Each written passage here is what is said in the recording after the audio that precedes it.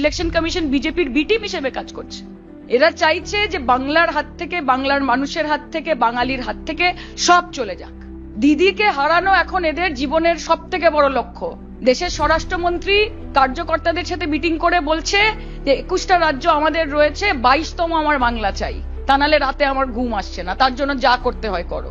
একদিকে কার্যকর্তাদের brain washing চলছে, তাদের ইনস্ট্রাকশন দেওয়া হচ্ছে, আর অন্যদিকে বি টিম বানিয়ে এই ইলেকশন কমিশন অফ ইন্ডিয়া এবং ভ্যানিশ কুমারকে সঙ্গে নিয়ে যত রকম ভাবে সম্ভব বাংলাকে, বাংলার প্রশাসনকে, প্রশাসনের কাঠামোকে ভঙ্গুর করার চেষ্টা করা হচ্ছে। এরা প্রত্যেকে নিজেদের জীবনে দুর্নীতি করেছে, স্ক্যাম করেছে, ফৌজদারি করেছে, নানান রকমের অপরাধ করেছে।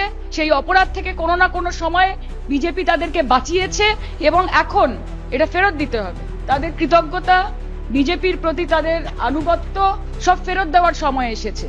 তাই ইলেকশন কমিশন দেশের স্বরাষ্ট্রমন্ত্রী, দেশের প্রধানমন্ত্রীর সাথে সমন্বয় বজায় রাখার জন্য এবং তাদের চোখ, নাক, কান, ডান হাত, বাহাত হয়ে কাজ করার জন্য এই লোকগুলোকে এখানে পাঠানো হয়েছে, যে কিভাবে মমতা বন্দ্যোপাধ্যায় এবং তৃণমূল কংগ্রেসকে চাপে রাখা যায়। 11 জন জেলা শাসককে বদলি করে দেওয়া হয়েছে।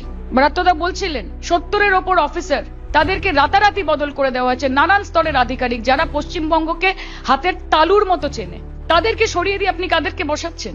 You want to create unrest. Gyanesh Kumar বলেছিলেন যে ওনার ফুল কন্ট্রোল চাই, তো ফুল কন্ট্রোল আপনার কাছে আছে। এখন যদি কোনো রকমের ক্ষয়ক্ষতি হয়, এখন যদি কোনো রকমের ইনসিডেন্ট হয়, তার জন্য মমতা বন্দ্যোপাধ্যায় দায়ী থাকবে না, তার জন্য জ্ঞানেশ কুমার দায়ী থাকবে। Election commission of India is the biggest glitch in this country at the moment.